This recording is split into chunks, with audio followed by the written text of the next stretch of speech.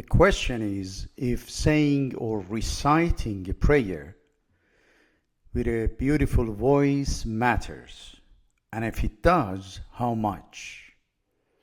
Or basically, the beauty of the voice in prayer.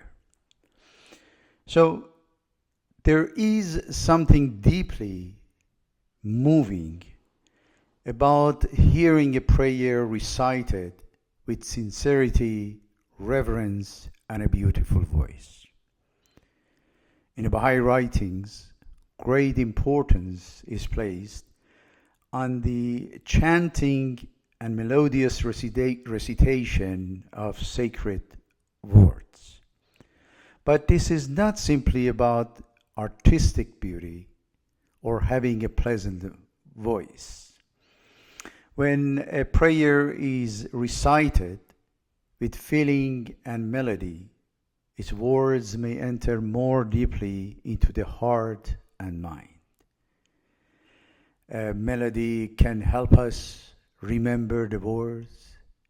It can focus our attention, and also it can help us become more emotionally and spiritually connected to the meaning of the prayer. Baha'u'llah speaks about this spiritual power in one of his writings. I read what he wrote. He says, the verses of God that have been received by thee, as intoned by them who have drawn nigh unto him, that the sweetness of thy melody may kindle thine own soul and attract the hearts of all men. Whoso reciteth in the privacy of his chamber the verses revealed by God, the scattering angels of the Almighty shall scatter abroad the fragrance of the words uttered by his mouth, and shall cause the heart of every righteous man to throb. Though he may at first remain unaware of its effect, yet the virtue of the grace vouchsafed unto him must needs sooner or later exercise its influence upon his soul.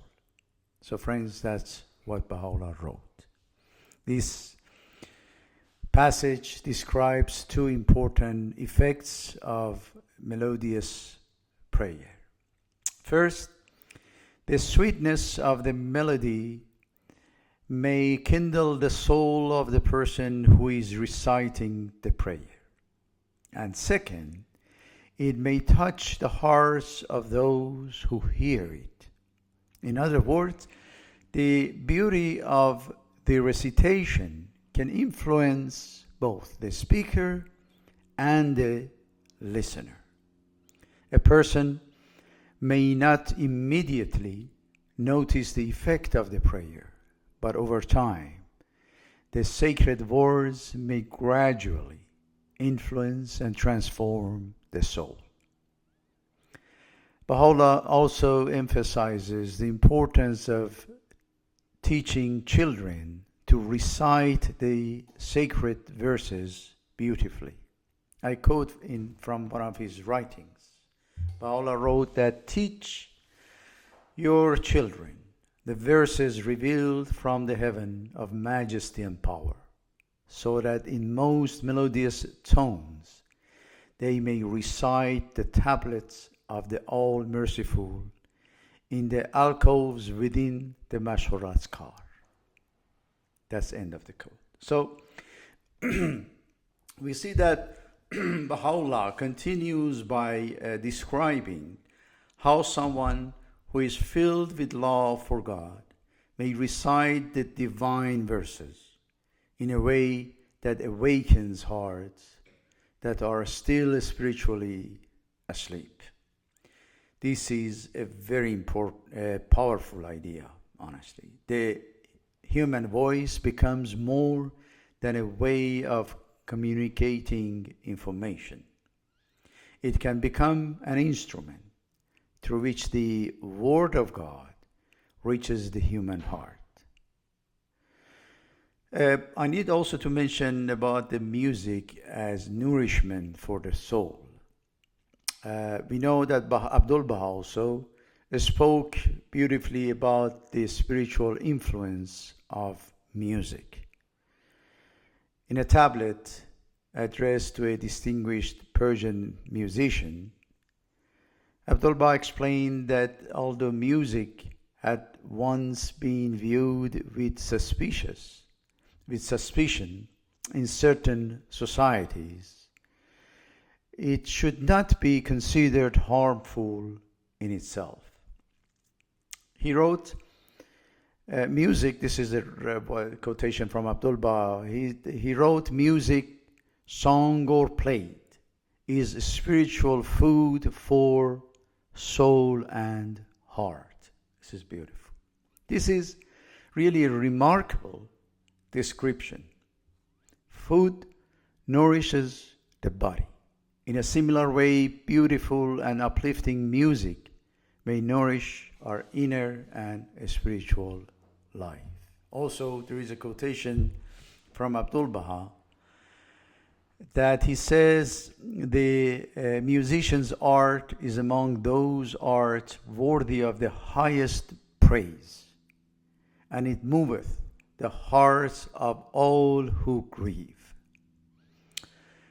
He then encourages the musicians to sing the holy words of God with beautiful melodies, so that those who listen may be freed from sorrow and filled with joy and a spirit of prayer.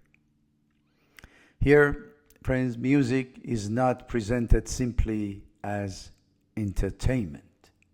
It becomes a source of comfort and healing for the heart. It may lift the spirit of someone who is burdened, or it may bring peace to someone who is suffering. And when music is joined with sacred words, it may awaken humility and devotion and a desire to turn toward God. In another tablet to the same musician, Abdul Baha describes music as a praiseworthy science and encourages the use of spiritual melodies. I quote from Abdul Baha. He says, "Try, if thou canst, to use spiritual melodies, songs and tunes to bring the earthly music into harmony with the celestial melody." This is such a beautiful expression, to bring earthly music into harmony with celestial melody. So it just suggests, friends, that music can become a bridge between the material and the spiritual worlds. When music is inspired by purity, by reverence, and love for God, it may awaken a spiritual joy and new life within the listener. So let's look at some research also. What does research say about what we're talking about tonight? Modern research, I should say, may also help us understand why chanting and melodious prayer can have such a powerful effect. A small but growing amount of research suggests that slow and rhythmic chanting may influence breathing and emotional regulation and nervous system. When a prayer is recited slowly and rhythmically, our breathing may naturally become calmer and more regular. Also, some other studies have found that certain forms of chanting and vocal prayer can slow breathing to approximately 6 breaths per minute.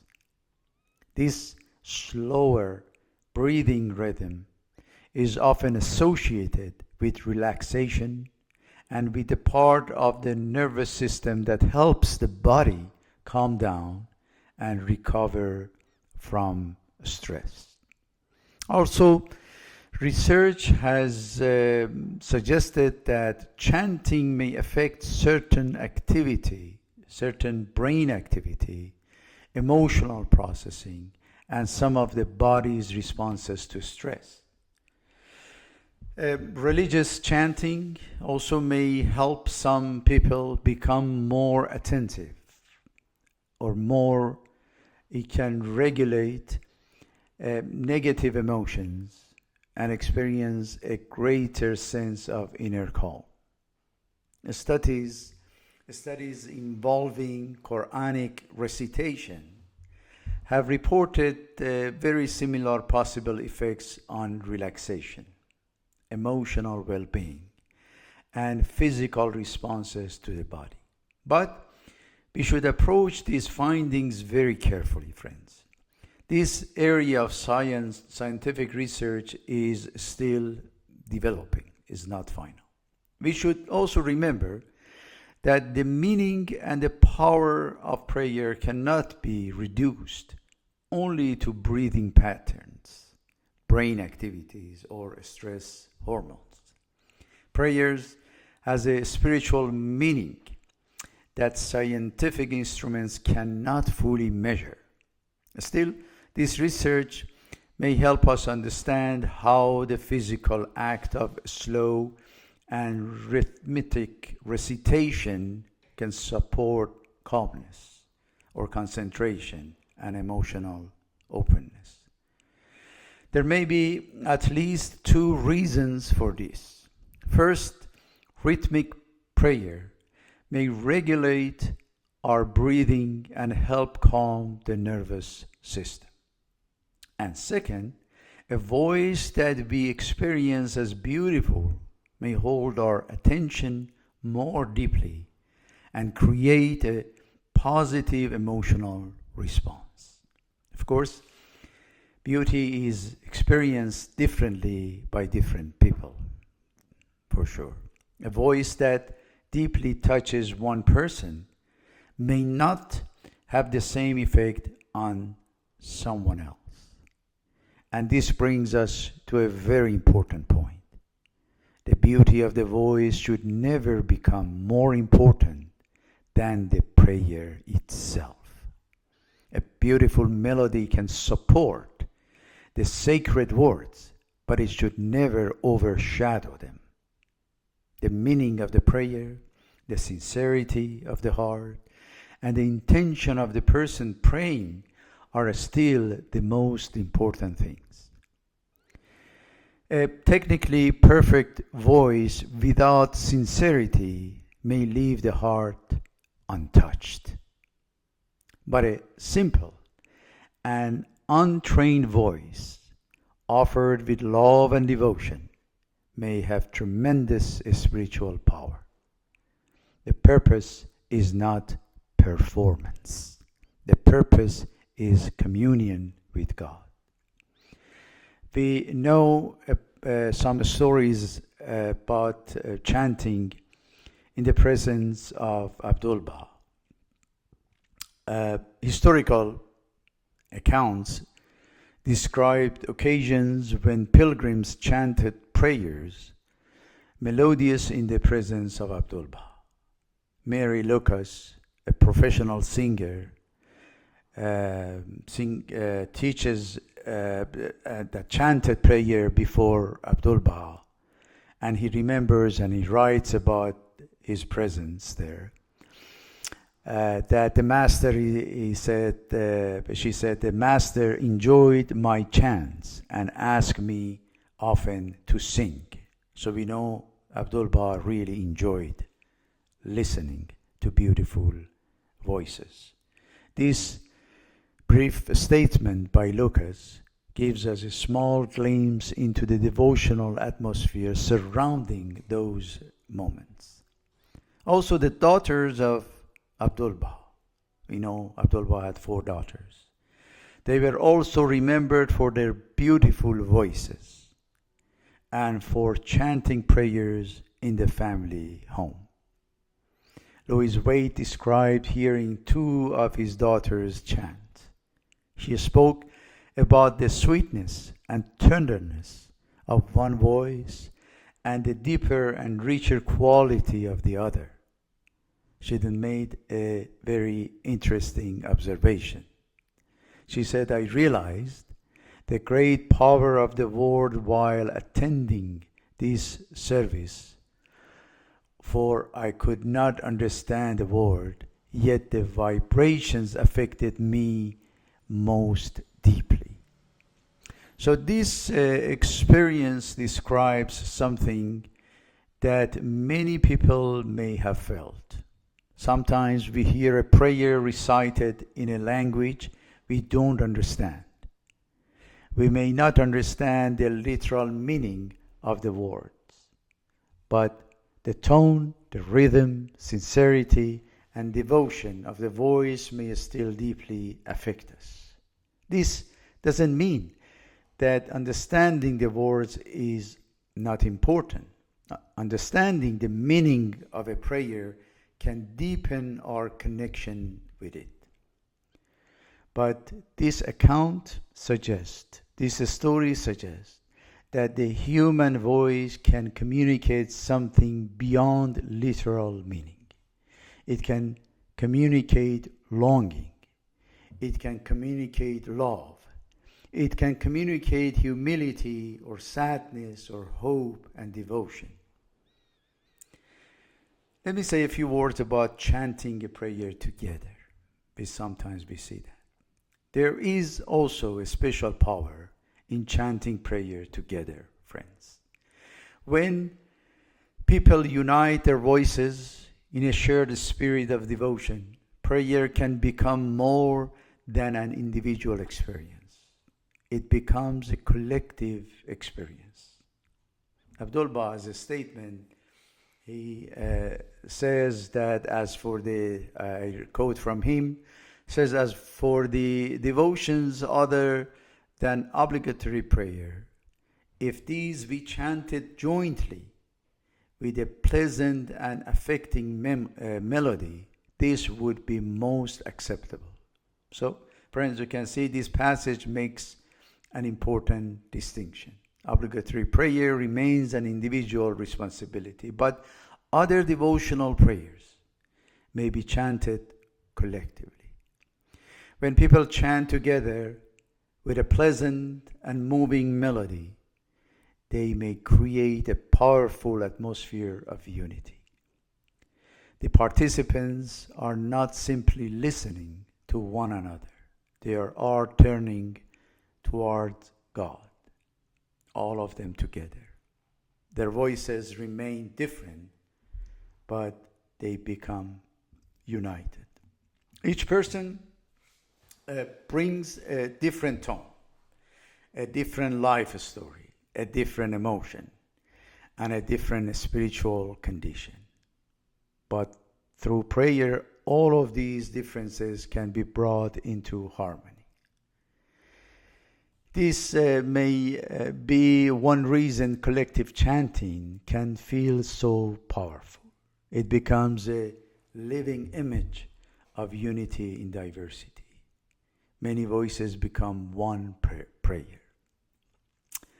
Let's say, just a summary of what I said, that the Baha'i writings teach us that beauty has an important place in prayer.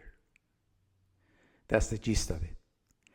A melodious voice may kindle the soul, and music may nourish the heart. Sacred chanting may comfort those who are suffering, awaken those who are spiritually asleep, and draw the listener closer to prayer. Modern research, as I mentioned, also suggests that rhythmic recitation may calm the breath, help regulate emotions, and support deeper attention. But the most important element is not simply the beauty of the voice. It is the spirit behind the voice. It is sincerity. It is reverence. It is understanding. And it is the desire to turn toward God. A person doesn't need to be a professional singer for their prayer to be beautiful. When a prayer comes from a sincere heart, even a simplest voice can be deeply moving. The true beauty of prayer is not really only in how the voice sounds. It is in what the voice carries. Thank you, friends. Until the next one.